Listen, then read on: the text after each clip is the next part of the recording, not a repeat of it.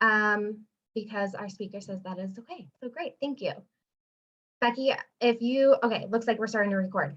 All right, I'm sure everybody has had time to read this accreditation and disclosures. So with that, I'm going to hand it over to our speaker, Dr. Erin Weiner. Dr. Weiner is a licensed board certified psychologist and master addiction counselor. Dr. Weiner is a clinician, author, and frequent speaker on addiction treatment and issues. So thank you for being with us today, Dr. Weiner, and I'll hand it over to you. My pleasure, happy to do it. And let me just steal the screen. All right, well, and thanks for everybody else for your patience this morning. Glad we were able to get things ironed out and underway. Definitely, I'm excited to talk about this topic this morning because this is, as an addiction psychologist, so much of what we do with adults actually starts in pediatrics. And so much of being able to actually detect when problems occur comes out of the primary care office. And so it's a fantastic opportunity to be able to talk with you guys today about what best practices look like around this issue, as well as what's just going on right now in substance use amongst adolescents nationally. Hopefully, as you finish up today, you'll feel like you not only have a good perspective on what's going on in this issue, but some actionable practice tips that you can take and use as you're working with your patients in your office. I mentioned this on the last slide, but one of our attendees today, Dr. Susan Sirota, was one of the folks who I interviewed for her experiences in this way, because as a psychologist, I am obviously not a pediatrician. And so there's certain experiential elements of this and actual practice elements that I myself don't do. And so I actually interviewed 3 pediatricians, Dr. Sirota being one of them, in terms of their experiences in this, and melded that with recommendations from the American Academy of Pediatrics and published journal articles to hopefully create something that feels both research informed and also authentic. So if you have any questions about what I'm presenting today, please feel free to email me. It's down here in the bottom left, and I also have it on the last slide for today's presentation. You will get a PDF of all the slides, and I've designed them to be used as a resource, so you can refer back to it later if need be. But if you'd like copies of original journal articles, additional resources, there's a lot of great resources online for practice tips related to screening and addressing substance use in primary care. And I'd be happy to link you up with those as well. So we're first going to start with the 50,000 foot view in terms of what's been going on with substance use nationally before we get down to individual patients. So if we talk about the pre-COVID substance use landscape, which I'm referring back to, although I know at this point it's been a little while, though there's a delay in data that gets reported, and we'll talk about the COVID data in a minute, but I think that we're going to find that as kids have been more back in school here in 2021 than they were in the 2020 data, and then certainly moving into 2022. I kind of take these 2 years with a grain of salt, and I'm reading the tea leaves with more adult use, and we'll talk more about why. But in terms of the pre-COVID landscape, in terms of youth use, basically we've actually been seeing a decrease in most substance use with young people, with the exception being vaping. And that's a big one. Vaping, both nicotine and for marijuana, have both been increasing, and then marijuana use as well. The smoked variety or edibles is also a little bit on the rise, but not nearly as much as vaping. Vaping is really the big deal right now. Alcohol is still holding steady, but we're not necessarily seeing any major changes there. But broadly speaking, by their senior year, 70% of kids have tried alcohol, 50% have used some illegal substance, and we're lumping cannabis into that category. 40% will have smoked a cigarette, 20% will have misused a prescription of some sort. And this is part of what drives 8% of the general population having a diagnosable substance use disorder. 90% of those folks start when they're a teenager. And so part of why we do so much work around youth prevention is that if you can usher kids through this period of their life without them falling into a habitual use of an addictive substance, they're very likely to not actually end up in that boat as they progress through life. It puts them on a much more positive trajectory. Now, the issue and the huge wrench that COVID has thrown into all of this is that we're seeing this massive swell in mental health symptoms. And the best visual I found for this has been the Mental Health America screening tools, which aren't just for young people, but this is from February of 2020 until May, the number of positive anxiety screeners they had for moderate to severe screening results. And here's the same for moderate to severe depression. And you can see that it's just off the charts. And this data has continued, where people are not only very concerned about their mental health, but when they go and actually take a screening tool, it's coming back positive for them. And for youth, we don't have as much published data, but we're seeing the same general trends. 46% of parents have reported a new or worsening psychiatric problem, mental health problem for their kids, with teen girls being affected a little bit more than teen boys. 20% more mental health insurance claims for youth as well, in some recent data that I was able to find. And the most common claims in the study that was looking at them were for anxiety, depression, and addiction issues specifically. Now, the reason why I'm talking about mental health here at the start is that mental health and substance use are very tightly linked. And while we don't have necessarily the best metrics right now for youth in COVID related to substance use, what we have seen are these very concerning trends with different metrics that are a little bit more aimed at adults, but I think still have a lot of validity when it comes to thinking about young people. Alcohol sales have spiked. They're up, depending on what you look at, between 30 and 50%, with online sales being massive, and have they went up by about 5 times and have sustained over the course of the pandemic.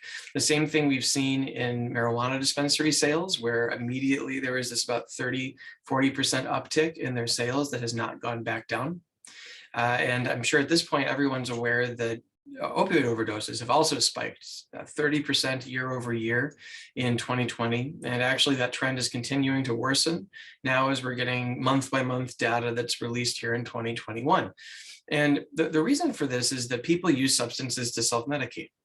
And so when you have this huge tidal wave of depression and anxiety, loneliness, frustration, all the things that have gone along with this COVID period, you're going to see people try to self-medicate. Now, what's been interesting about the youth use is that we have not seen the huge spike we've seen in adults yet. And one study that I looked at that was talking about this looked also at availability, which is one of the key indicators for whether or not youth use, is whether or not they can actually get their hands on substances to use. And youth were saying that it's a lot more difficult. It has been more difficult during the pandemic. And this is, of course, 2020 data, because there's this time lag for them to get substances to use. And so I have a feeling that we know that they're feeling this emotional burden, just like the adults, but because they've been stuck at home so much, because I think they've had more supervision, they haven't had the ability to obtain substances the way they used to. We don't see that increase in 2020 numbers, but I have a very strong hunch that the very slight improvements, honestly, that we saw in the 2020 numbers are going to reverse themselves, kind of honestly, like you're seeing in this graph here, where there's this huge spike when people are really struggling and have the ability to get substances. So I wouldn't necessarily kind of rest back and say, all right, this issue is getting better. I don't think that youth substance use is ever going to fully go away. But I'm a lot more concerned about it getting worse over the next 2 to 3 years of data than it getting better over the next 2 to 3 years of data. That would be very counterintuitive. So let's talk now about why teens use substances, because this is at the heart of understanding then how to get them to motivate them to change, either when we're talking about more brief interactions in primary care or otherwise. One of the main drivers behind teens using substances are social norms and what they're thinking about their peers are doing. And this is actually one of the biggest issues about drugs and alcohol in young people, is that it's a social equalizer. And it's also, kind of like an entrance cost, where if you are either in a group of friends or want to join a group of friends who are using substances, and you don't, that puts you on the outside. It makes you It makes it very hard to fit in, or maybe you'll feel left behind, and fear of being left behind is a huge issue right now with young people. It's less like FOMO, fear of missing out, and more like fear of being left behind. That's also part of why when you see kids struggling a lot of times with parents around screens, for example, late at night, there's a lot of young people whose networks are all communicating after 10 o'clock at night on Snapchat and on other sources of social media. And they feel like if they're not there, then they're being left behind, and therefore, it has an impact on their social network. Same thing goes with substances. The issue with this, though, and this has been long-standing, is that young people's perceptions of how common use is not necessarily accurate. The most recent data that we have, again, this is pre-pandemic 2019, looking at the past month alcohol use. This is for boys and girls. And by age, you can see here that even when you're getting into the senior year of high school, only about 1 in 5 kids. And if there's another survey that estimates it a little bit higher, more like 1 in 4, or even 1 in 3 sometimes, that would be the kind of like the high end, endorses alcohol use in the past month. And this is a lot lower than young people think this number is. They feel what they call a descriptive norm. The descriptive norm of their population is that everybody drinks, or even most people drink, but more kids choose not to drink in any given month than do. And the same is true actually for vaping. The same is true also for using THC products. More kids don't do it than do, but a lot of kids feel like that's the other way around. And if they don't, they feel they're part of a minority. But we know that these norms, these descriptive norms, and then the other word you might hear at some point are injunctive norms, or whether or not someone will judge you negatively for doing a behavior. There's a lot of misestimation of what the norms actually are. And sometimes that pressure can cause kids to do things that they otherwise wouldn't do. But in terms of both initiation of substance use and also the continuation of it, the social structure is a huge deal, particularly again for teenagers, for adolescents, because of how important their friendship group is to their identity. And so when thinking about interventions for change, or if at some point you're talking to parents about interventions for change, the peer group is always a very tricky subject because if everyone around you is doing a certain activity, it's very difficult for you to stop and remain part of that group.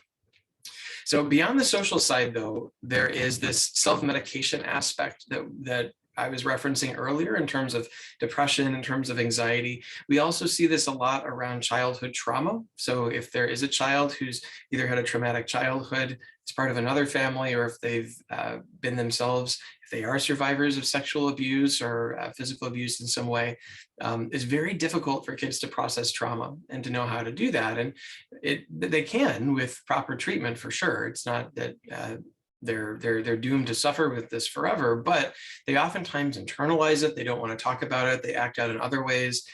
Parents might not even know about it. And substance use, if you're dealing with symptoms of trauma, is a very tempting way to numb out and escape from that, as well as from more common or ubiquitous things like depression and anxiety. And anxiety is a big thing for kids right now, is particularly with school, and particularly if there's still some remote work going on for some of them. School has never been higher stress and higher pressure than it is right now. And we could probably talk for a full 90 minutes just about that. But there's a tremendous burden that kids are carrying around. And so at the core of this, and again, in terms of understanding, talking with your patients, as well as eliciting change, understanding that behavior is always purpose-driven, even if it doesn't seem to make sense, is really important. Because a lot of times adults, particularly parents, will look at their kids and just feel like that was so stupid. Why are they doing that? They're not thinking. This doesn't make any sense.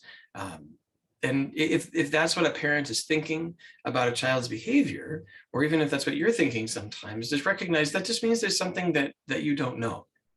Because we are we as creatures, as humans, are very motivated towards doing things that are functional and adaptive for us. If something just hurts us, it doesn't really help in any meaningful way, we tend to actually not to do it.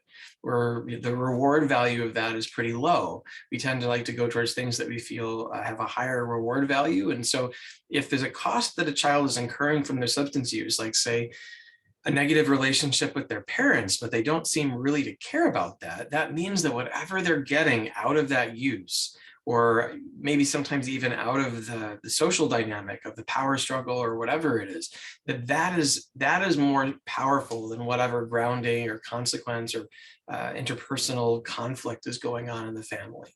And that balance oftentimes is really what you got to get after if you're going to elicit change.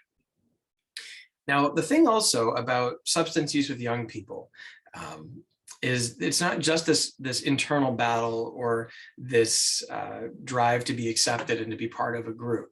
Addiction also is unique amongst behavioral health conditions in that people are out there selling it to you, and particularly to kids.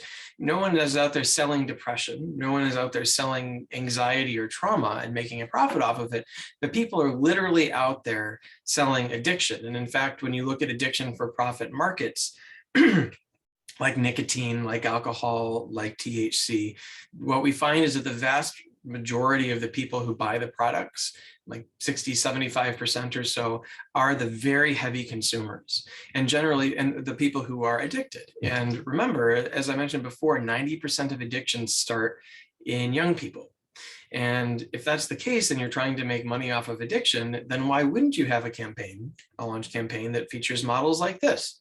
And that's why there have been so many lawsuits about it, because, when you're trying to claim that a product is designed for, like 48-year-old chain smokers, and then this is how you're marketing it, it's it's not very congruent, right? It seems like you're marketing at the demographic that's going to be supplying you with money for years and years, just like big tobacco did.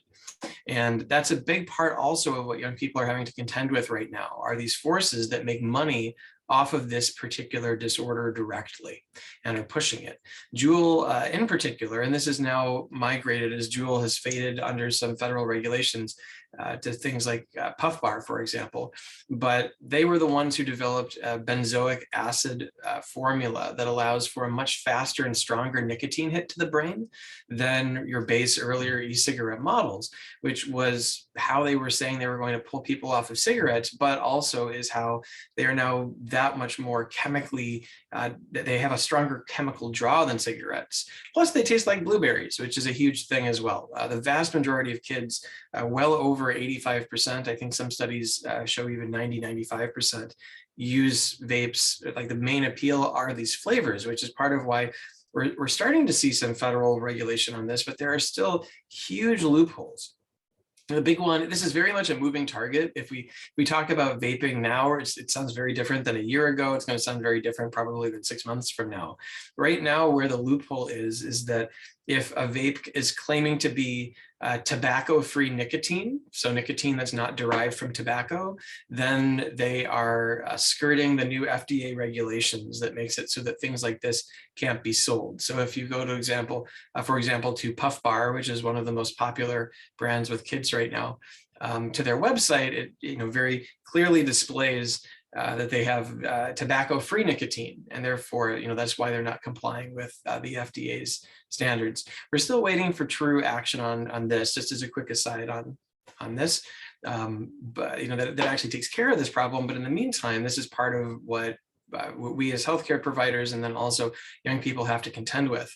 And then there's these innovations around nicotine as well, right? Where you've got something that we're seeing be used more and more are nicotine pouches, where you place them kind of like chew in between your lip and your gum. But unlike with chew, where you have to spit all the time, this you don't. It basically just leaches some flavoring and nicotine out of the pouch, and then when it's gone, you can just throw the pouch out, and that's it. And they're using the same sorts of advertising techniques. So this is just part of the landscape right now that we're trying to deal with. Again, both the young people who are trying to make healthy choices for themselves and not be socially ostracized, as well as those of us in healthcare who want the best for them and more of like a health trajectory course. And then in terms of THC, this is also something right now that's a big issue when we talk about youth use trends and health trends, is that the marijuana right now, the cannabis, it's not what it used to be. Back in Woodstock, it was 3 to 4% THC product. That's this blue line here. And over time, it's gone up and up and up and up. The most recent really good national study that I saw of legal markets like we have here in Illinois found that basically everything being sold these days is over 15% THC. And their average in states that just had medical programs was 19 and recreational was 21.5.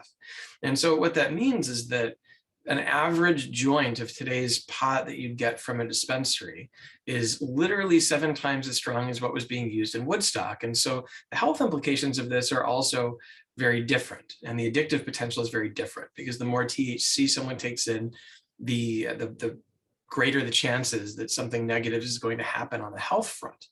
And we'll talk more about the health implications of these 3 main substances, alcohol, nicotine, and THC in a minute.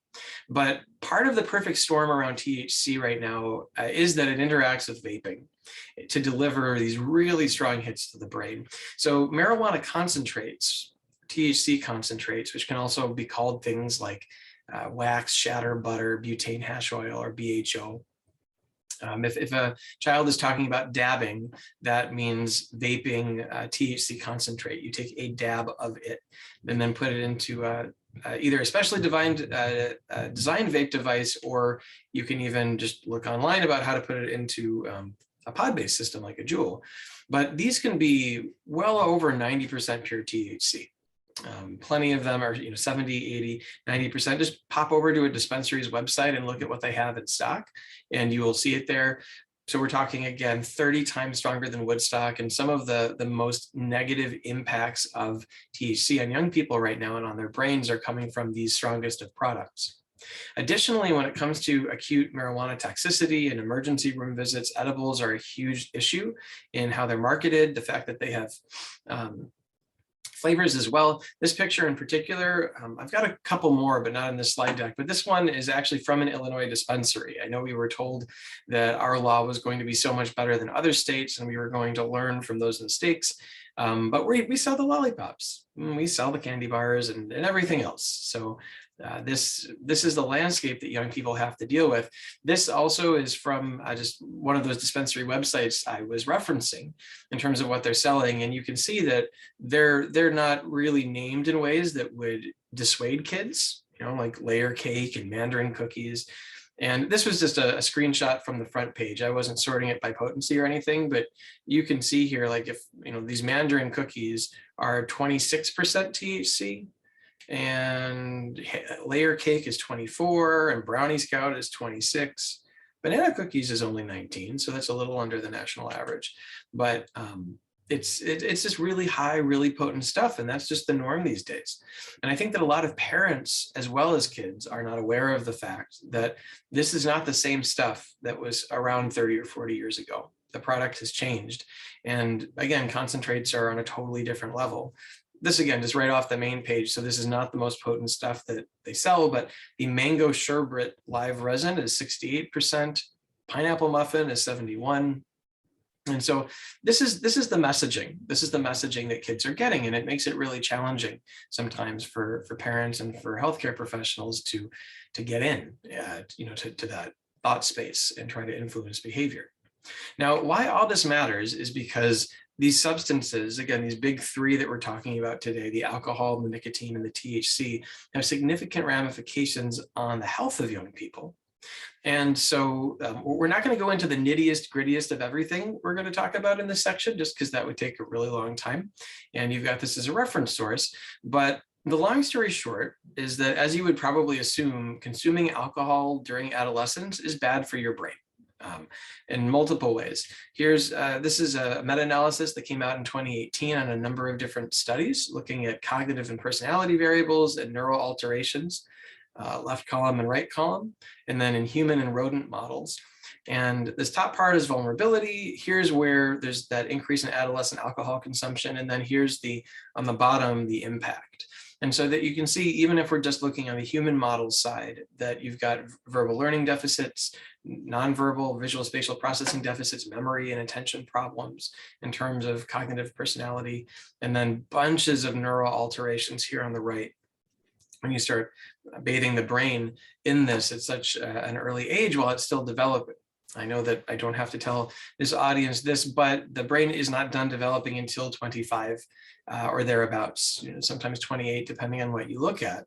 And so particularly in adolescence, there's still a lot of stuff going on, in terms of growth in some areas and pruning in others. And so it's really important to try to let it do that in as unadulterated a way as possible. And alcohol definitely does not help that. Nicotine does not as well. This is a study that just came out. I think this was in Nature, looking at how adding in nicotine affects prefrontal cortical synaptic plasticity. And there's just a number of different areas here as well, where adolescents and adults experience all of this differently, which is part of why it tends to be the case that young people will use. So adolescents tend to get more of an enhancement in locomotor activity versus a decrease for adults. They're more sensitive to nicotine's rewarding effects. They have more blunted withdrawal symptoms. They tolerate higher doses of nicotine better. And when you use nicotine, it makes it more likely that they're going to use other substances again in the future. It primes that reward pathway in the brain.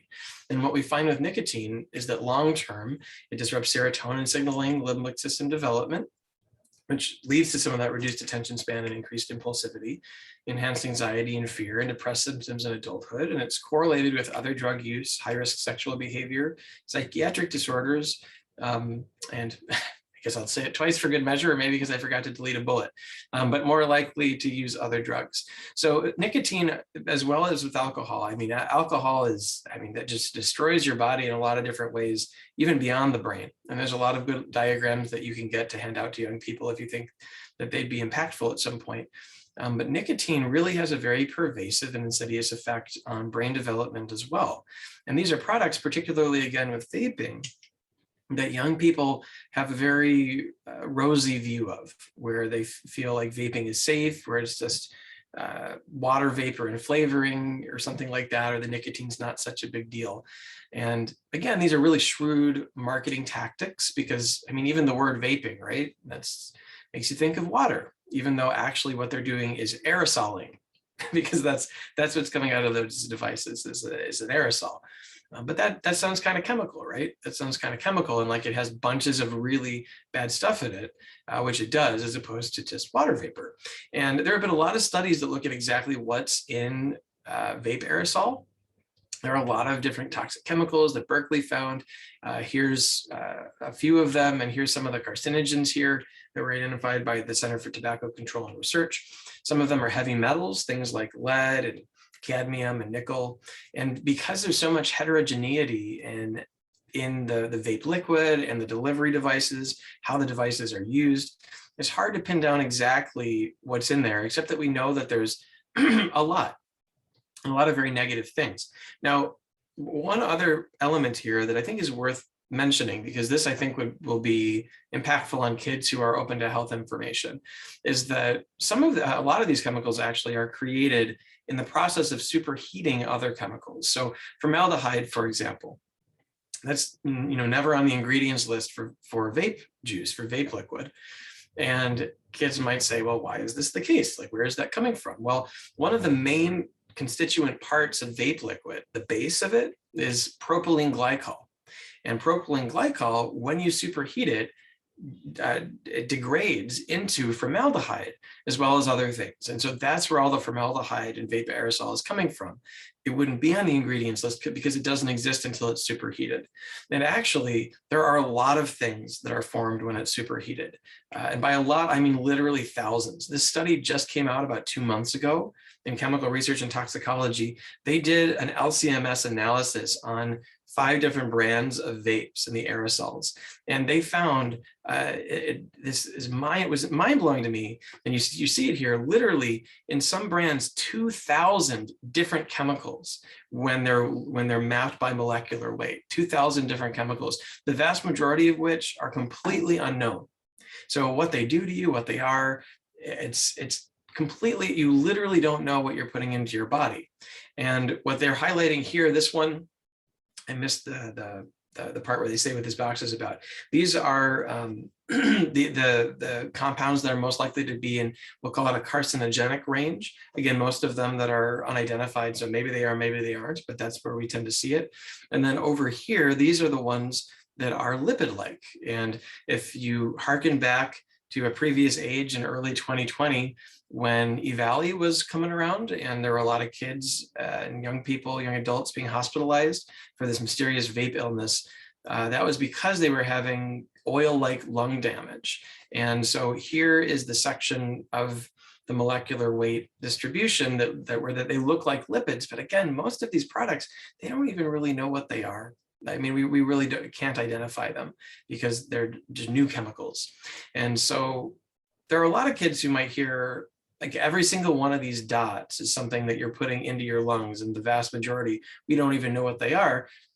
There are plenty who wouldn't be impacted by that. And we'll talk about, we'll go stages of change and awareness and that in a minute when we get someone, talk about getting someone in your exam room.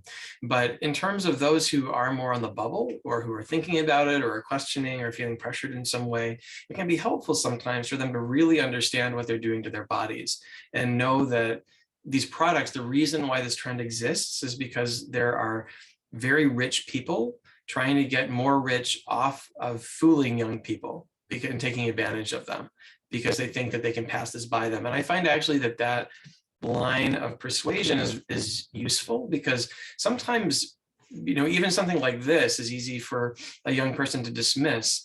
But if you lead with something like they're trying to take advantage of you because they think you're a kid and they can fool you, which is actually true. I mean, that's what those marketing campaigns are about. You wouldn't be lying if you said that. Then that will get their attention, because the last thing a high schooler wants to think is that there's an adult taking advantage of them because they can. And then once you've got their attention, then sometimes information like this, or like what we're about to talk about here, when it comes to THC, they might be a little bit more receptive to.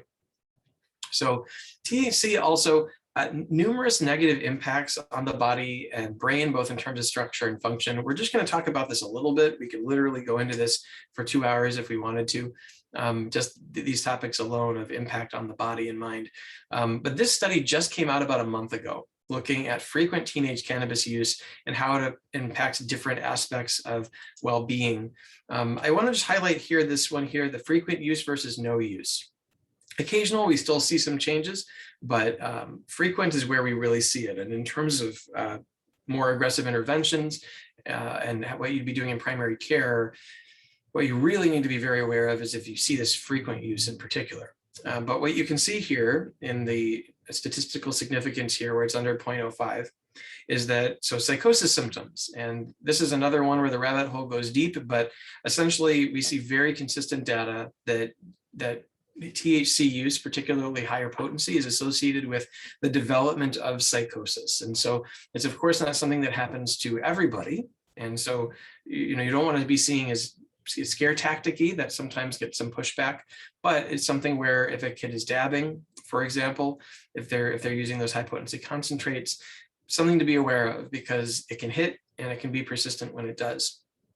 Other problematic substance use is very significant as well. If we go down here, you can see that delinquency, very significant if someone is frequently using cannabis products. Debt, more significant. General well-being, significantly lower. Perceived social exclusion, actually lower as well. So kids who are using cannabis products tend to be more excluded in general than those who do not. They feel more on the outside. And not in education or employment. So the chances that they'll drop out of school or that they won't be employed after school are also significantly higher if a young person is frequently using THC products. Worth mentioning as well, I don't have a slide in here for this, but a study just came out about a week ago that showed that the marijuana use has a negative effect on, I think it was 7 different emotional intelligence factors. So being able to read other people's emotions, be aware of your own emotions, a lot of different elements of that. I can send that study to you if you're interested. We've also found that if a young person has a mood disorder, and then you layer THC on top of that, they're at 3 times greater risk of self-harm. Their all-cause mortality goes up by about 60%. Unintentional overdose on other substances goes up by about 2.5 times.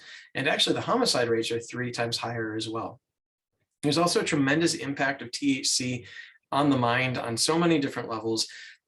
Just because I want to make sure we have enough time to get through the tips for the exam room, I'm not going to dive into this too much, except to say that if you have particularly high dosage THC in adolescents, the majority of studies show that there is a structural change in the hippocampus. That's what you're seeing right here in this bar. Hippocampus, of course, is what's involved in learning and memory.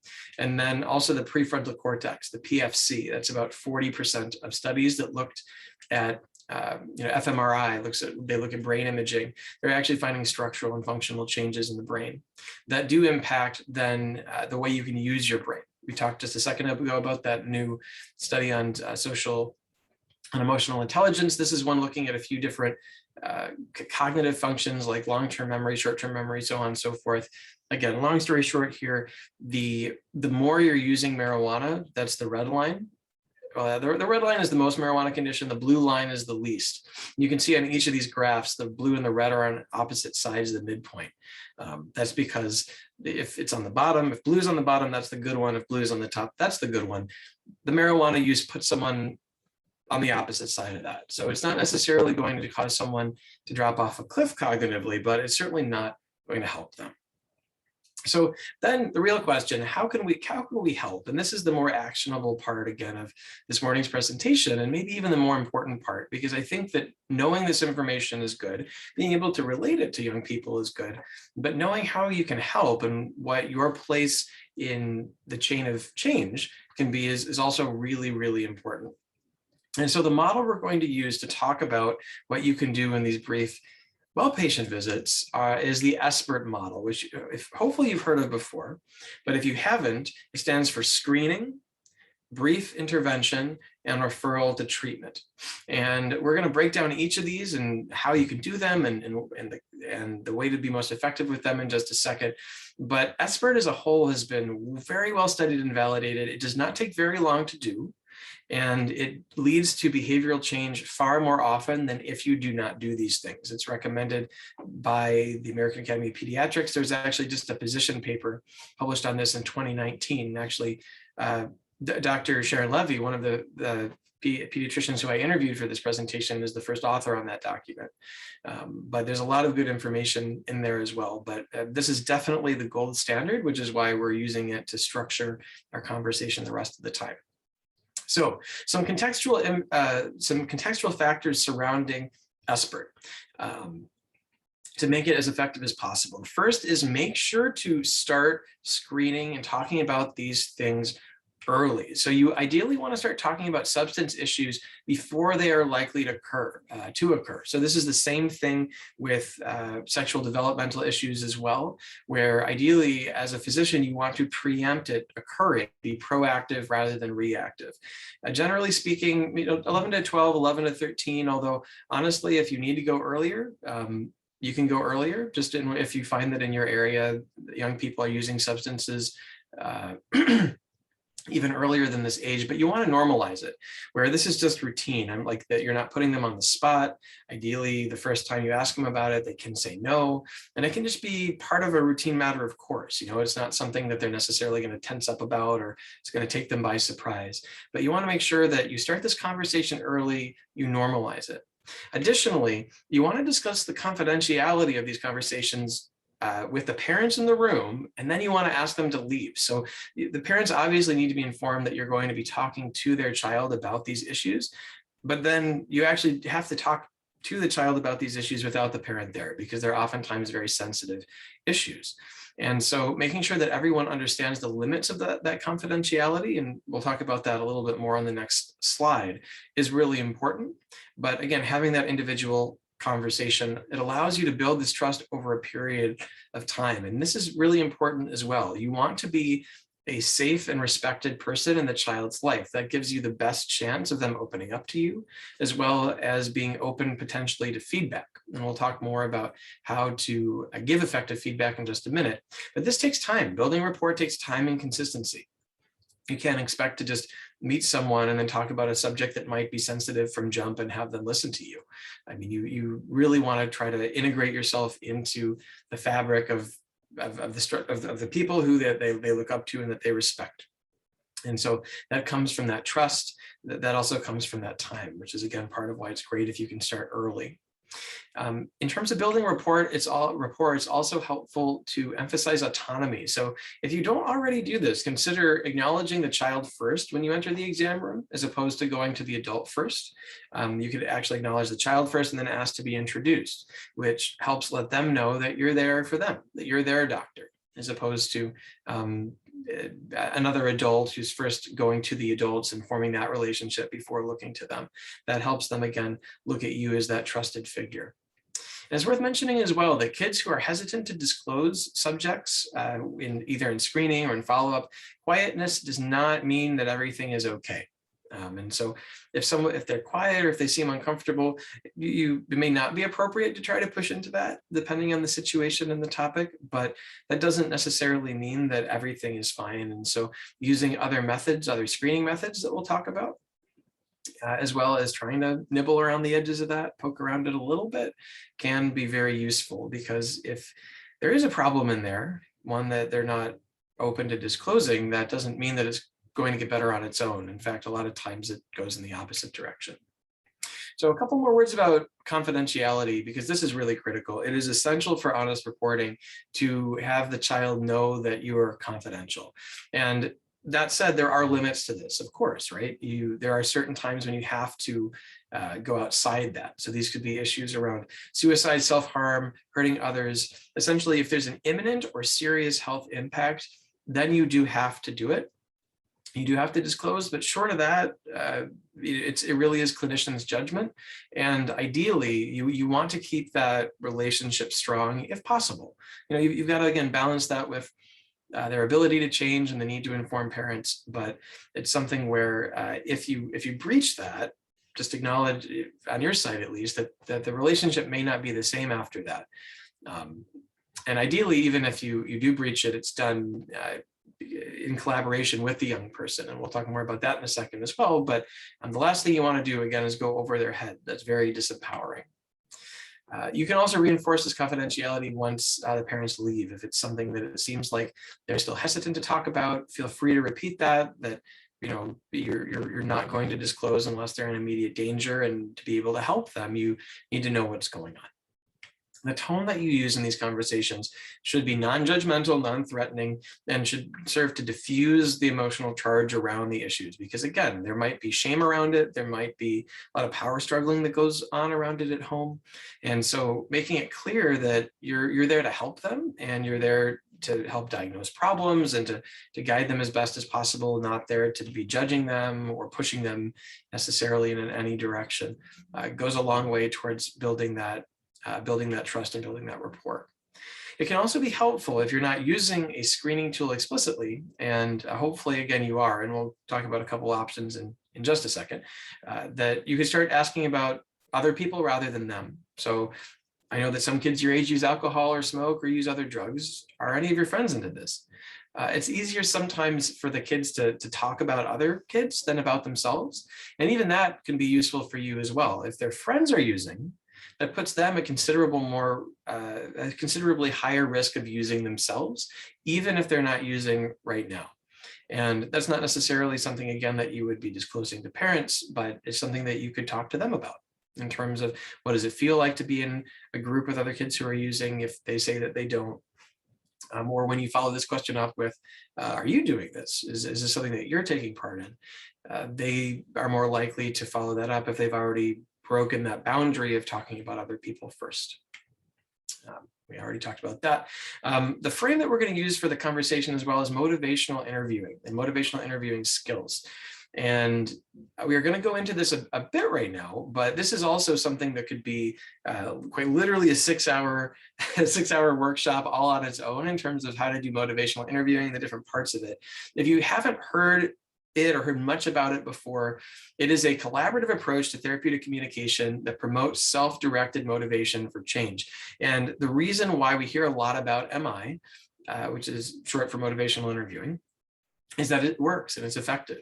If you want someone to be compliant with a medication recommendation, or if you want someone to make a lifestyle change, or or any sort of behavioral change, they are far more likely to do it if they are intrinsically motivated to do it than if they feel like they're doing it for you or they're being pressured into it.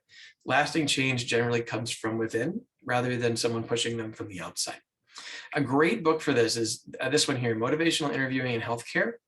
And I actually prefer this book over some of the more like pure MI teaching books that are meant for like everybody. I think that this is a really accessible book that really just distills it down to its most important points with, it's just very clear. I can't, it's on my shelf back here. I can't recommend it enough if you're interested in learning more about this. But ultimately, when you're engaging with someone in a motivational interviewing lens, you're trying to find positive goals inside ambivalence and enhance motivation for change. And you do that by developing discrepancy between the current state someone's in and the goals they have for themselves. And so that requires, and this can be done briefly, which is why we're talking about it right now. But you are trying to elicit, all right, so what do you want for yourself? That's that positive goals that you're working towards. And then you're also going to be asking questions about the impact of the substance use, particularly the negative impact of the substance use, to start creating that discrepancy in their mind about, okay, so I'm doing this thing right now. There might be some good parts to it, but there's also some downsides. I want to get to this goal. Are my behaviors moving me closer to this goal or further away? And that's how people start to think, well, maybe I should make a change. And what this feels like when you're doing it right, the words that we use are dancing, not wrestling. So you shouldn't feel like if you ever feel like you're trying to strong arm your patient into doing something, probably not going to work. They're gonna leave the office and not do it. That's not a recipe for success. You never want to feel like wrestling or like you're forcing somebody. It should feel like a back and forth where you're partnering with them, you're poking around in the pros and cons, you're helping them set goals, you're guiding them is another way to talk about it rather than directing them. And a model you can use that I find is just very concrete, great way to frame this, how to communicate, is called communicating with love. And this stands for listening, offering, validating, and empathizing. And if you think about how can I engage with the patient in this way, you will probably find that the result is more effective and more positive. And if you do it over time, this is the sort of communication that builds that stronger bond and stronger rapport. So the L of love stands for listening. So this is where the seek first to understand idea comes in, where first you're trying to understand where your patient is coming from, because without that, again, they're not going to feel like they're empowered. They're going to feel like they're being pushed. So this comes from asking open-ended questions as opposed to something that could be answered in like 1 or 2 words. So an open-ended question would, for example, would be like, what would be some of the benefits you think if you were vaping a little bit less? That's an open-ended question. They're not going to answer that with like good or yes or no. So really trying to give them an opportunity to expand. That's where you get the actionable information that you can then use to help them craft some behavioral goals for themselves. And reflections is when you just communicate something back to somebody, but in slightly different words. So if you see a child, with a furrowed brow talking about how she's fighting with her mom all the time about an issue, then you reflect back to say, wow, that sounds so frustrating. That's a reflection. That's reflecting her feeling back at her, but using different words and showing her that she's been heard. People love to be heard.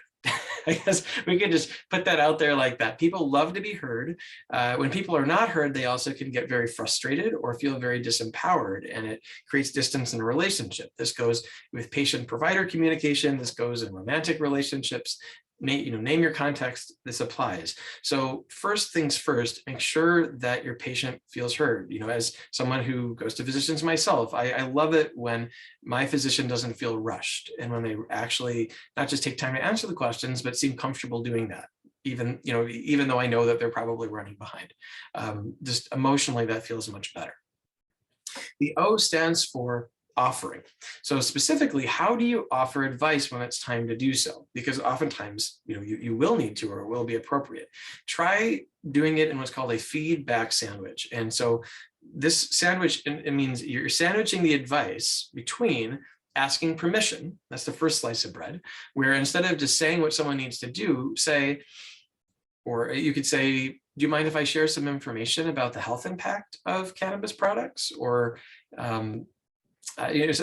something like that. Or I have some ideas of things you could do that might help with this situation. Do you mind if I share them with you?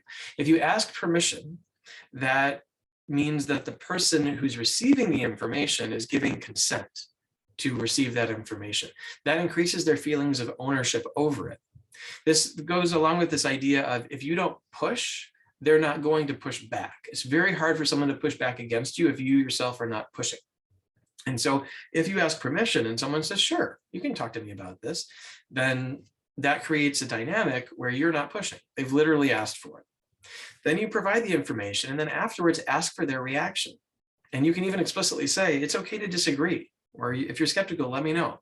It's 100% okay to put that out there. And this again makes it so that someone feels like if they are agreeing with the information, they've asked for it, and they get to make the choice about whether or not they take it. It creates a very different power dynamic in that situation in a positive way. When you lean on your authority too much, although in the short term, it may make an impact, in the long term, again, it's that fostering intrinsic motivation that helps the most. The V in love stands for validating. So this is letting a child know that the way they feel is okay and natural in that situation. It can be very easy sometimes for adults to look down on some of the things that young people worry about.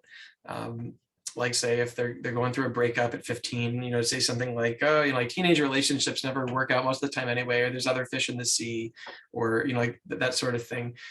Nobody ever, no one's ever when being told like you're being too sensitive is like, you know what, you're right, I am being too sensitive.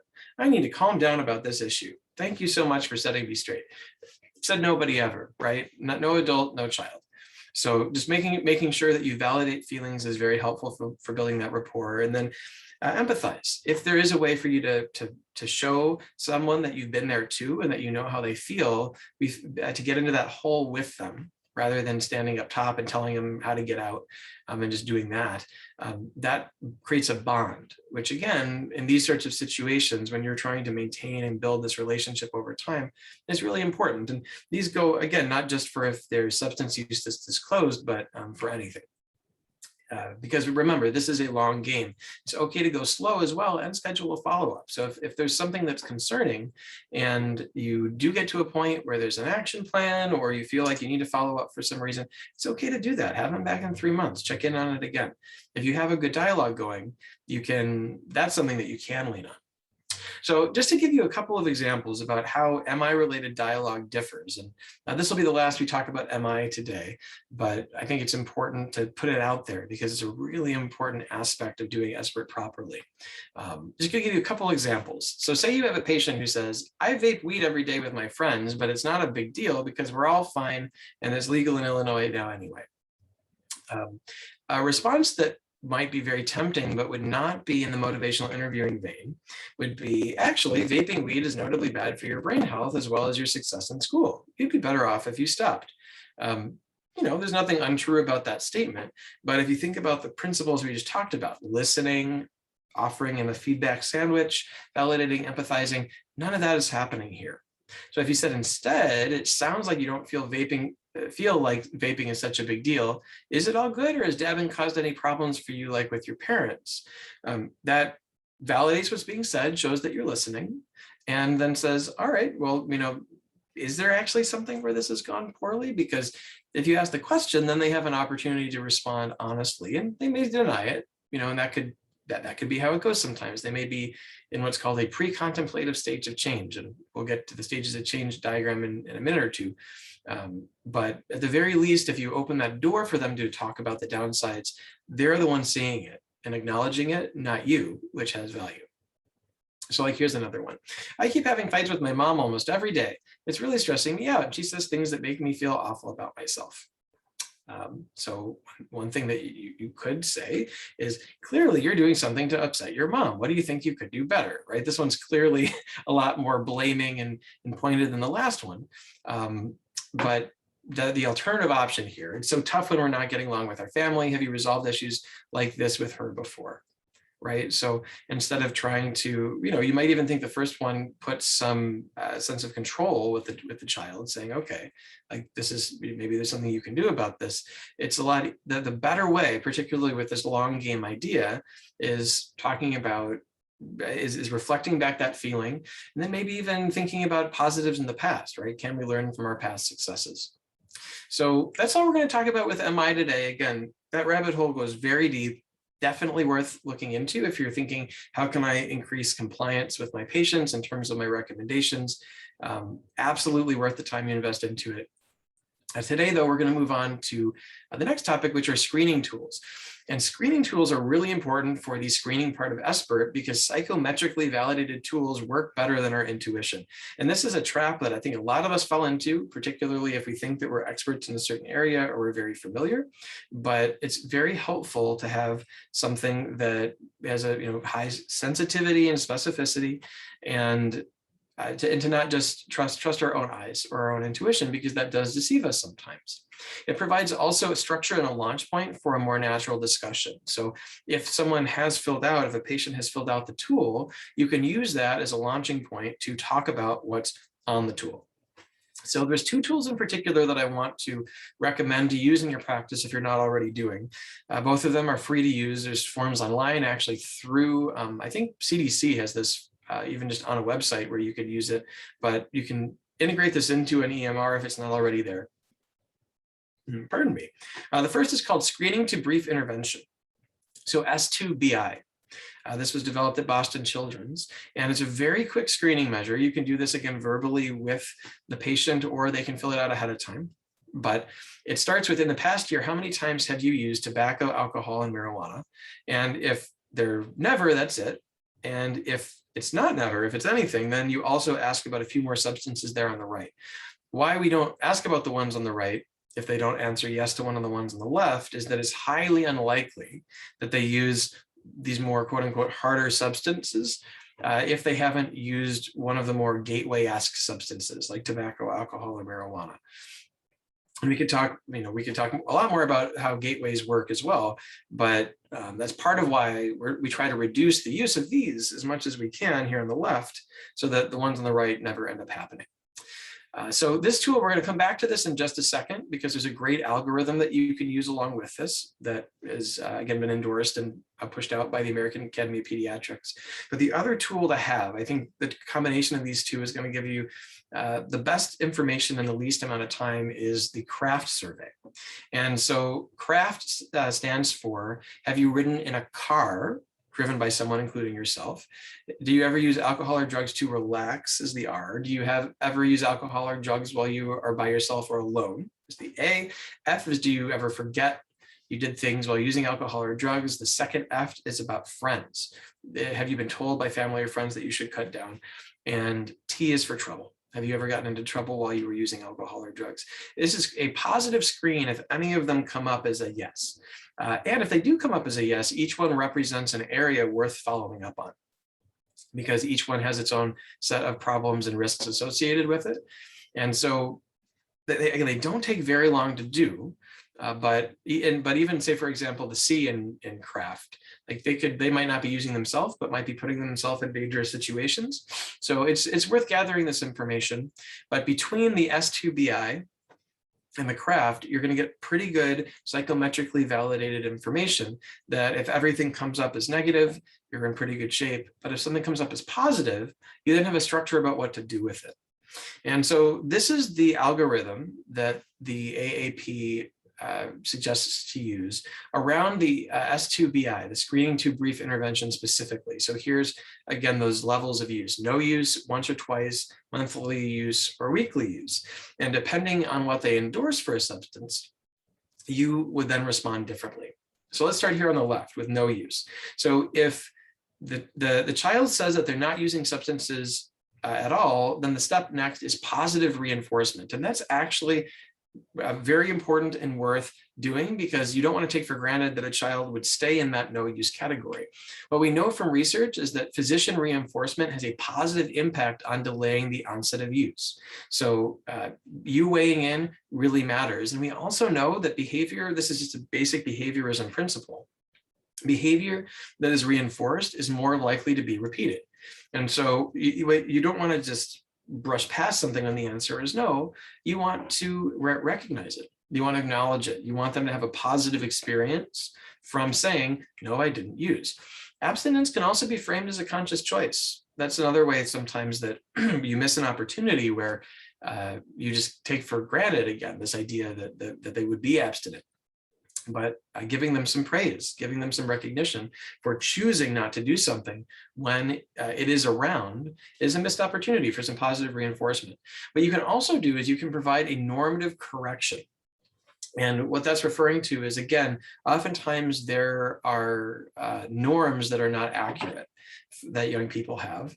And so you can try to help that a bit. So for much younger people, for example, like younger teens, like 13, you could say something like, I'm glad to hear that you, just like most others your age, have never tried alcohol, because that is true. Most kids who are 13 have not tried alcohol. Most kids who are 11, 12, 13, they have not done that. For older kids, this can be modified to are not using alcohol regularly. That's also something, again, that is true. Remember, only about, depending on the study you're looking at, probably between 20 and 35% of teenagers, seniors, 16 and 17-year-olds rather, have used alcohol in the past month. And helping correct that norm has value as well, because the way that kids look at those descriptive and injunctive norms has an impact on whether or not they use. So, all right, let's say I do endorse something. They're saying that they've used once or twice in the last year. We would say that they don't have a substance use disorder at that point. But, in the algorithm, again, you're asking about, the other substances as well. But if it's just once or twice, what you're looking at then is brief advice. And so what brief advice looks like here is clear advice to stop using, combining with the mentioning of negative health effects. So these are the kids, again, where maybe they're experimenting a little bit. It's clearly not something that's really integrated into their friendship network or something that they're using to cope. But these are folks where it could maybe go in another direction, but it would be in a higher use direction, but it would be better if it went down instead. And actually what we found is that if you give clear advice to stop using and combine it with health effects, studies have shown that it actually does decrease or eliminate that use in adolescents if you follow up with them again next year. It does have an effect versus if you did not say anything about it. So again, of course, when you're giving that clear advice, you want to use that feedback sandwich, still flex those motivational interviewing skills as you're having this discussion. But the way you should frame the interaction is that your goal is to, after, again, showing them that you're listening, validating, empathizing, that you're going to get to this brief advice moment where you make it really clear that this is not a good thing for their health.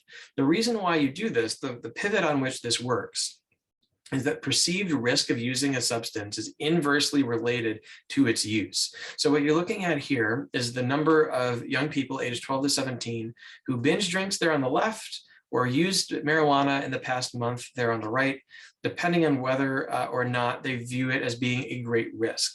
And so you could see here that if a young person thinks that it's very risky to binge drink, they're half as likely to do it as those who think about it in a different way. And then for marijuana, it's 15 times higher that they're going to have used marijuana in the past month if they don't see it as a great risk. And so if you actually impress upon them the impact that these substances have, and they're in this place where they could be shifted into this category where they say, oh, wow, okay, this is not a good idea for me. That helps them be part of that group that chooses not to do it. So again, these kids in the bubble, they're receptive to this type of intervention. It's not everybody, it's not every kid. But again, if they're only using once or twice in the past year, this information might actually have some really good leverage. So if you're starting to see something more though, like monthly use, which we call mild or moderate substance use disorders. So that means that they're using not weekly or daily, but monthly. That could be indicative of an issue. And weekly use certainly, or daily, definitely there's something going on there. And so what you're looking to do at that point is have a more motivational intervention. So you're not just giving brief advice, you're thinking, how can we start to elicit some behavioral change here and get the ball rolling? Because you're not going to be able to do it all in a brief well visit, right? It's just not possible. But you definitely can get the ball rolling. And part of why we're having this discussion today is that the evidence shows that what you do in that brief visit can make a difference. And so this is where the brief intervention comes in. So that's the BI of SBIRT. So you're looking, again, a short duration here, 5 to 15 minutes, depending on the time that you have, but it's meant to be relatively quick. And the focus here is on motivation enhancement. If you have a mild or moderate case, so again, this is when someone's using more on like a monthly basis, you're talking about, can we start to elicit some behavioral change here and have visits with me be a launch point. Again, you can have someone come back for a follow-up in 1 to 3 months if you feel like you want to keep working on it out of the setting with you. This is also a great opportunity if you have integrated care to work with that integrated care provider. If you have a social worker or a psychologist or a counselor as part of your office, great resource to leverage for this as well. But even just with you, if it's a mild to moderate problem, you're looking for behavior change. If it's severe, you're trying to get them more to either accept a referral or at least to accept speaking to parents about that referral. Because if someone is using on a weekly basis, daily basis, they're in a pretty deep hole with it if they're an adolescent. So what we've got here on the right has to do with stages of change. And this is also when you're talking about motivation enhancement, you're trying to move someone a little bit further along down this cycle. And very briefly, for those who aren't familiar with this, pre-contemplation is pre-contemplative state of change means you're not even thinking about changing. You might even be in denial. My substance use doesn't matter. Everybody does this. It's my parents who have a problem. This helps me think. This is how, or whatever it is. They're not even thinking about stopping. Contemplation there on the right is when someone is thinking about stopping, they see the negative parts about it. They're like, okay, I think there'd be some benefits to this, but they haven't actually reached an action point where they're ready to do anything about it. This also, by the way, goes for any sort of behavior change, this model, like weight management or anything else. Preparation is when someone's decided, okay, I need to make this change. I'm going to make this change, but I want to figure out how I'm going to do it. I'm going to gather resources or come up with a plan. That's the preparation part. Action is when they're actually doing it. And that's where someone ideally has support through that action. And then maintenance is when someone's made the change and they're trying to hardwire it and make it part of their new habit. And so a lot of times when you're talking about what are you doing in the exam room with adolescents around substances, you're definitely more in pre-contemplation to contemplation to preparation stage. And if you can move someone even a little bit towards this next step of going towards change, that's a win. Again, you can have them back more frequently if you need to talk about it more, but you want to try to move them along. You can't do it all in one visit or even all by yourself. View this as a collaborative care, integrative care issue, where if you can bring that team in or get them to accept that team, that is a huge win. When you're doing this, you want to ask questions to highlight the downsides of use and the benefits of change. So you can literally ask, are there any downsides to drinking or to dabbing, like I had in that example before? That would be highlighting downsides. Benefits of change would be, would anything get better if you stop vaping? That we call this change talk. Change talk is, the gold nuggets that you're trying to mine with motivational interviewing is, can you get them to say something that moves them closer to change? And so these two questions about highlighting downsides and then highlighting benefits of change, those are great ways to get them to put some change talk out there. Another tool that you can use if you feel like it's time is called the readiness ruler. You can also do this with the importance. We can do an importance ruler as well, but you can say on a scale of 0 to 10, how ready do you feel like you are to change right now? Or how important do you think this problem is for you? And when you do that, they're going to give you a number. And that number is probably going to be, maybe it'll be high, but maybe it'll be something like 4 or 5 if they're contemplative, not sure. But then what you do is you follow up by asking this question: why a 5 and not a 2? Or why a 6 and not a 3, whatever it is. And what that does is it gets them talking about why they think it's important or why they are ready for change right now. That's even more change talk coming out, right? So even if the number isn't high, they get to talk about why it's higher than it could have been, which enforces that intrinsic motivation. So ruler, really great, really easy technique to use to get some change talk coming out, can move people in a positive direction. If you can't obtain a commitment for action, do that. That's great. When people say that I'm going to do this, that tends to carry more weight than if there's just a suggestion and they say, yeah, I'll think about it. I'll think about it oftentimes means no. But if they say, I'm going to do it, and if you prompt for it, then even though that compliance rate might not be a tremendous amount higher, it's at least a little bit higher, and we'll take every bit that we can take. And as I mentioned before, schedule a follow-up, have them come back in again in a couple months, check on how this is going if they're open to doing that.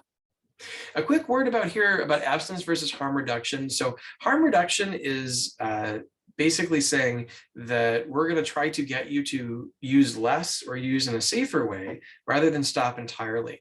And it's obviously not the best for health-related outcomes as compared to abstinence, particularly when we're talking about teens. However, sometimes it's actually all you can do.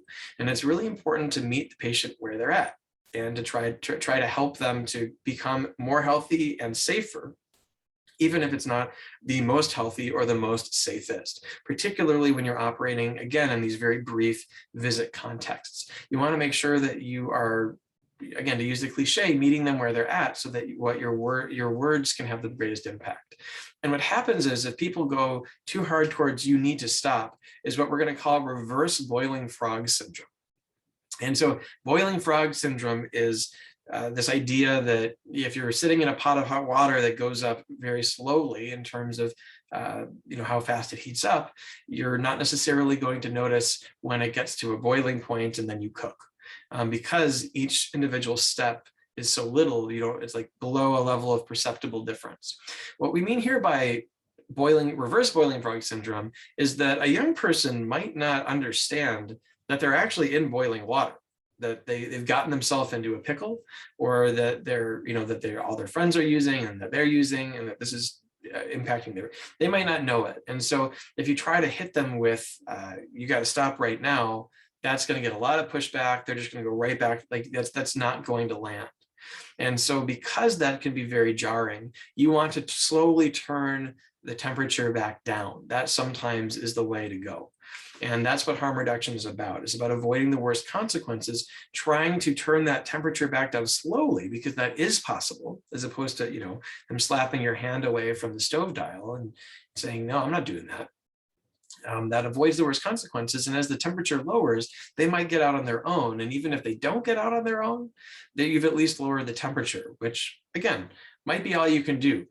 Don't let perfect be the enemy of good. You got to take what you can get, and any step is a good step.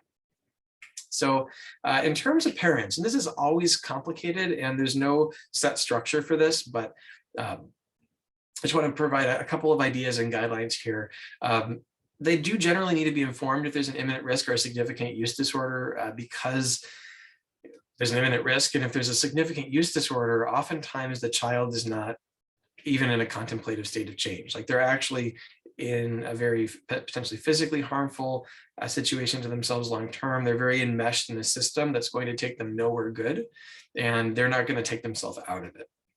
So if the case is that you have to loop in parents, you want to make the choice to speak jointly if possible, because although the parents in many cases actually do know, particularly if the use level is high, you don't want to breach that trust on your own if you don't have to. So this is something where you really want to try to at least get the permission of the child to speak with the parents and say, can we bring your parents in on this? Talk through what you're asking for that. Again, trying to respect them as much as possible. At a certain point, maybe you do have to go over their head, but that creates that rupture in trust. So you want to try to avoid that if you can. Parents, as I mentioned, they may be aware if their use level is high, but many think it's not a problem. They'll think like, oh, it's just pot or it's just marijuana, even though because they don't understand how strong it is and how it's associated with a bunch of negative outcomes these days, in particular with this potent product. Or drinking, they might not see that as a problem either. And they may also be using with the child. We're seeing that more and more as well, that parents co-use with their kids. They might even rationalize it as it's better that way. Ultimately, what you permit, you promote. That's how this works. And so they might not understand the implications. You can educate them about that, but parental statements and values have a significant impact. If parents are either giving explicit or implicit permission for a young person to use, that has a direct impact we've seen through studies on youth behavior. So it's very useful for parents to be on the same page as the healthcare team on this issue. I just want you to be safe is not the same as I don't want you to use. And this is another trap that a lot of parents fall into. The second one is actually a lot better in terms of health outcomes than the first one, even if the first one is true. And so it's important that parents actually do take that step to say, I don't want you to use, because that will make it more likely that the child does not use. Educating parents about what we talked about in the beginning of the presentation today can be very helpful. They may be unaware of that health information or resources to help. They may not know about what's going on in the developing mind, and that the adolescent brain doesn't have the same stop signals as well as adult minds. And that's part of why their prefrontal cortex isn't fully developed yet. And that's part of why it's particularly easy for young people to fall into addiction, why 90% of folks develop their first addiction as a teenager if they're going to have an addiction at all. And lastly, we just don't want to be hypocrites is not a good rationale to allow substance use in your child. Again, things are different these days. 2 wrongs don't make a right. Sometimes this is the mentality that parents are in, but that doesn't actually mean that it's healthiest for their child. So lastly, and I think we will have maybe just a couple minutes. I'm happy to stay a couple minutes late as well, but a couple minutes for questions. But the referral to treatment. So we talked about screening, the S, the BI, brief intervention, and referral to treatment.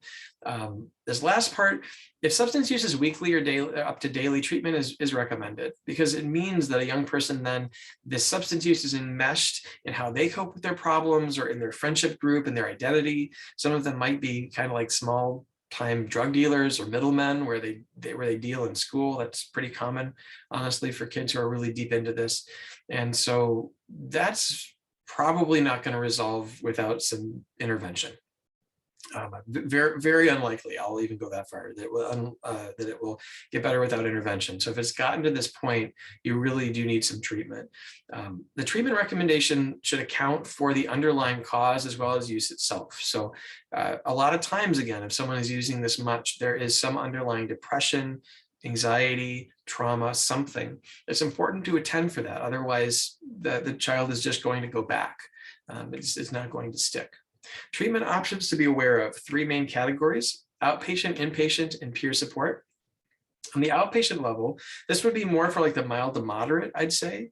But our individual therapists, like myself, for example, where you can work with a child once a week. What I will say about this, though, is, and this I run into this a lot with the teens that I work with, is that if the teen themselves is either like pre-contemplative or contemplative, they don't actually share anything. It's not necessarily the most best use of anybody's time, because they're not really interested in change. And unless the parent is literally in session there along with them, which creates sometimes an odd sort of dynamic and no confidentiality, they're not actually even bringing up what they need. And so oftentimes I feel like families sometimes start with an outpatient therapist when they really need something more intensive, where even if the child is resistant to disclosing or to engaging, they're kind of pulled along by that process. That next level up is the intensive outpatient program and the partial hospitalization program, or IOP or PHP programs. There's oftentimes at least a couple of options in whatever area you're in that offers these for adolescents, but these are between 9 and I guess what would that be? 30 hours a week of time. So usually for 3 hours a day to 6 hours a day. 5 days a week. The programs that do this very often do work with schools, so it's possible for a child to do this program and not fall hopelessly behind in class. And oftentimes the programs even have tutors who are part of it to help with that.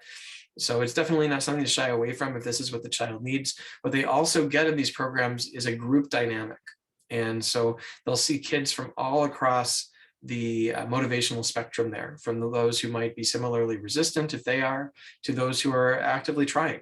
And so they'll get to see that modeled in their peers about that process of change. And the people who run these programs, I myself directed a hospital line that had these programs in it for about 4 years. All the people who are providing care in there as well are very aware of how to promote motivation, and it can be very useful. That being said, a lot of times kids look at this almost as like holding their breath. Like, I just need to tolerate this before I can get back to what I'm doing. And so sometimes there are inpatient options that need to be explored as well. Detoxes, if a child needs to detox off substances, just from a medical standpoint. Residential programs can be good if you feel like the child is going to be responsive and not just, again, hold their breath for a month. I'm actually working with a teenager this afternoon who went to a drug rehab program and held his breath for a month and really doesn't have any intention of quitting. And so that's a very challenging situation, particularly if you can't step up to these next levels, which sometimes is what's actually required in some cases for change. The wilderness programs are where you're going off literally into the wilderness with therapists and staying there until things get better. And oftentimes, basically breaking somebody out of that of a loop, like if they're enmeshed with friends and social media and everything else, that this creates this fabric of life that entrenches this. They've got to break out. They've got to get their whole paradigm of, how do I meet my needs? Who are my friends? Who do I want to be? You've got to strip that all away to rebuild it sometimes, I guess, just to be blunt. And that's where these wilderness programs come in. They're sometimes required to go to a therapeutic boarding school at times. You have to do a wilderness program first, because if a child is too oppositional or too entrenched in these behaviors, it's just going to be chaos and difficult at the boarding school. But these therapeutic boarding schools are places, again, where you're going to go there for months and months and months. You know, you're not going back to your old life and the drugs and the friends and that, because if that's just not healthy, sometimes you can't succeed in that environment. The environment alone is not what causes a child to use, but the environment can absolutely make it very difficult, if not impossible, for a child to recover, depending on their situation. And so these programs exist, but unfortunately, they aren't a financial option for everybody. Peer support is a little bit trickier to come by, particularly in person for teenagers, because a lot of peer support like Smart Recovery or 12-step fellowships like AA or NA tend to be oriented more towards older people, but there are groups for young people, particularly virtual ones right now, as so much has moved online, that you can move kids towards if they're interested in that. But generally speaking, again, if things are so severe that it's going on every day, every week, part of their life, this is probably going to be like spitting into a hurricane, the peer support. You know, like you gotta take a step up. So if you don't have recommendations of programs that you already like to go for, just, we could talk about this topic a lot as well, but in brief, at the bare minimum, make sure that they're accredited by either the Joint Commission, CARF, or COA. They should have one of these three, if not multiple, as a baseline. For therapists, you want to make sure that they have some sort of, themselves have some sort of accreditation or certification of skill.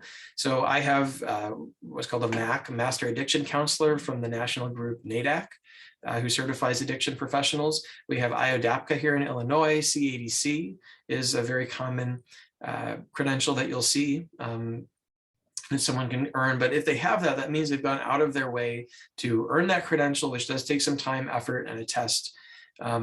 So it's worth working with someone who has those sorts of credentials if you can. So just to finish up, and I think we'll probably end right on the hour, maybe a minute or two late. So thanks for your patience, and I'm happy to stay for a couple minutes afterwards as well to answer questions if you have them. Common mistakes pediatricians make around this, if they're not quite as versed with it: waiting too long to start talking about it. So again, waiting until after this is a problem or it's floating around in their social ecosystem. Really try to get at them early, 11, 12, or even earlier if need be. Asking judgmental, leading, or negatively framed questions like, you don't use drugs, do you? As opposed to those more open-ended, non-judgmental questions or a screening instrument. Really, again, try to make sure that you're not being judgmental and that you give kids space to express themselves. Make sure to use all relevant terminology. So kids might not use the word pot. They might use dab or vape instead, and you get a yes there. So make sure you know slang, you know how to say it in a way that a child would understand, and you get after the construct in a way that they would be able to hear you.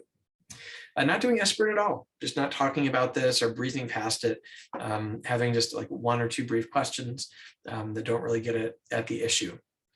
Insisting on abstinence when smaller interim steps may be possible. We talked about that a bit already, but that's, again, a really common mistake, that people think that abstinence is the only option because there's still some harm with harm reduction. You got to take what they give you. Trying to do too much. Again, it's easy to try to think like, I need to do counseling in this session, or how do I be this major impetus for change? Lean on collaborative or integrated care, on the professionals in your community or who are in your own office. What your job is to do ultimately is screening and engagement and direction and motivation. And that can be done very briefly within this SBIRT format. And then lastly, just specifically want to touch again on marijuana use, because there are some health professionals who don't see it as being a big deal. And it really is. If you want to know more about this, I have a tremendous amount of journal articles, medical journal articles I can share with you. But marijuana use is a big deal. It has effects on the brain, on behavior, so many ways. It's not something that's just should be taken as a matter of course, particularly if it's monthly or more.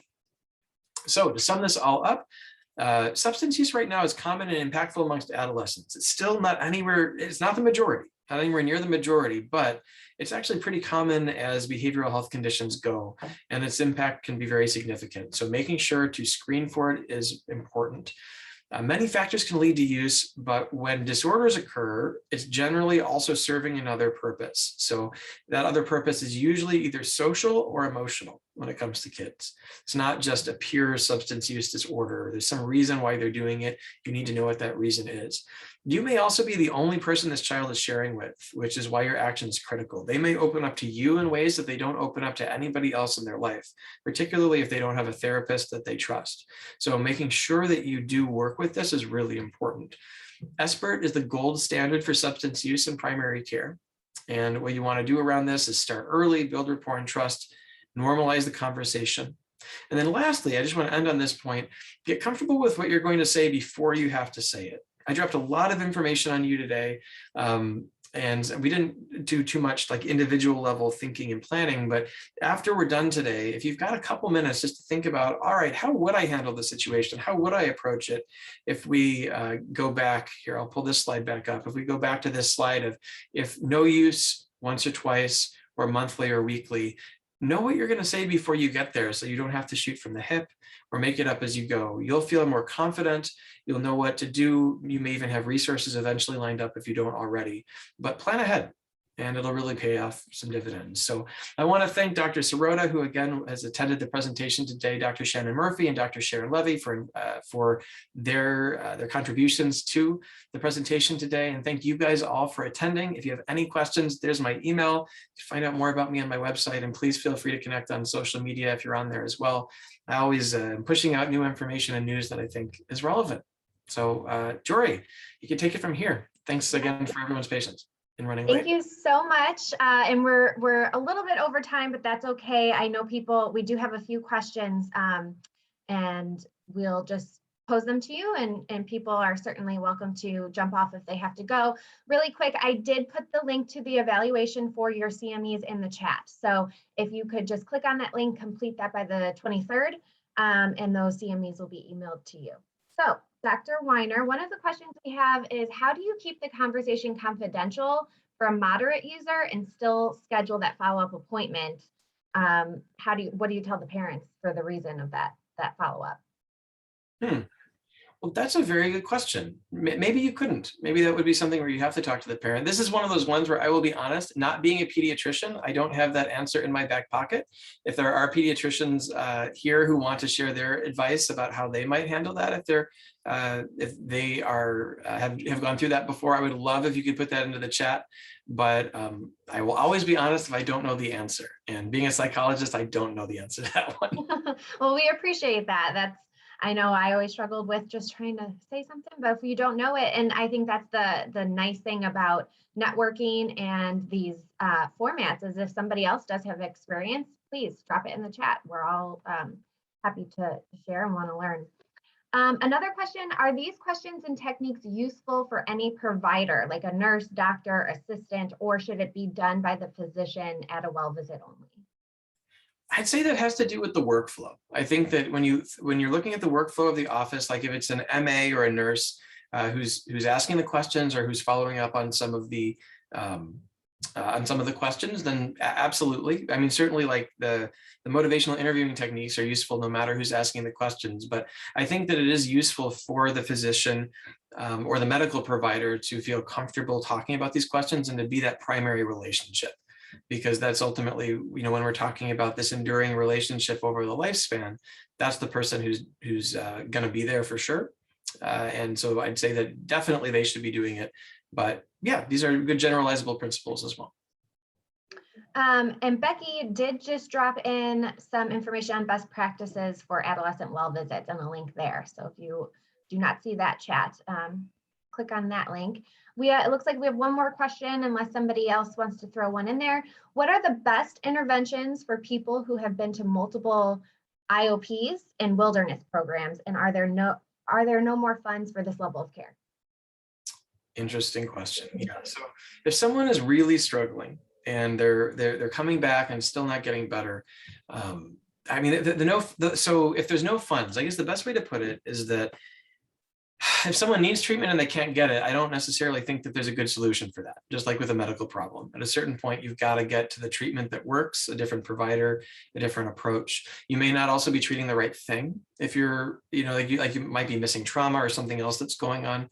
Ultimately, though, if someone has to come home and they're still struggling, what I've done with some parents in the past is I work directly with the parents instead, trying to create a system that minimizes harm and that tries to incentivize working with household rules and disincentivizes not. A lot of times you get into this dynamic at home in these situations where it's all just about kind of like punishment and then dealing with the behavior, where the parents don't feel like they have any control about how to make the house an emotionally safe place or even a physically safe place sometimes. And so there are oftentimes changes on the parenting side that can be done to at least try to help with that situation a little bit. But if we're being honest about it, you know, particularly if someone's been to programs and they're not getting better, the solution is not to not go to more programs. The solution might be to go to a different program, because just behavioral shaping alone at home is not going to do it. You've got to find some sort of motivation or leverage, the child does, to change. There's got to be some shift in their in what they're valuing before they're going to be malleable in that way. And that's oftentimes what those wilderness programs or the long-term placements can do, is they allow for that shift in that internal orientation that lets other things work. And we did get one more. Are school counselors trained in SBIRT or other techniques that you're aware of? Are school counselors? Mm-hmm. Good question. I don't think that there's any standards for like the school counseling profession. I think that, I guess just the quick answer is that there's a highly variable training curve around a lot of different mental health disciplines. You know, being licensed means there's a certain floor in terms of knowledge, but it's really all over the place. I think that a lot of people, although I guess the shorthand, a lot of people are not trained in SBIRT. A lot of people have not gone to a motivational interviewing, like 1 or 2 day workshop, for example. If they have or haven't, that's up to them, but I don't think you can assume it. So SBIRT trainings are always helpful, particularly ones that are very focused on that and in depth, for medical staff or behavioral health staff in a lot of different situations. All right, well, it looks like we don't have any other questions. We did record this, so we will get this recording out to share more information. But Dr. Weiner, thank you so much. You always do such a great job. I know you take a lot of time to make sure that the information is up to date and relevant. And I know you interviewed some clinicians to make that even more relevant for today. So we very much appreciate your time and the work that you put into it. We got a lot of thank yous in the chat and just very appreciative of the presentation. So thank you. If anybody has questions or concerns about CMEs, feel free to reach out to myself or Becky. Otherwise, thank you for joining us today, and I hope everybody has a very happy Thanksgiving. Take care, everybody. Thank you.